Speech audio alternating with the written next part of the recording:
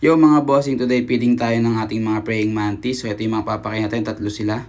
So ito yung pinakauna natin mga bossing, yung ating ghost mantis. Ayan, kakamot lang nila nakaraan mga bossing, subukan lang natin.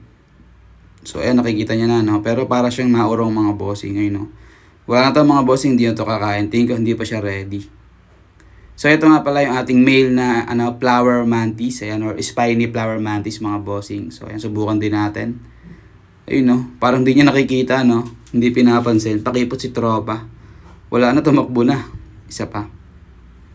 Subukan lang natin no. Wala, ayaw talaga mga bossing, nagtago na. So ito naman yung pinakala, sana kumain yung ating female na spiny flower mantis. Ayun mga bossing, humamba. Ayun, grabe oh. Inano sa leeg oh, sinakal. Ayan oh, sabay kagat sa muka.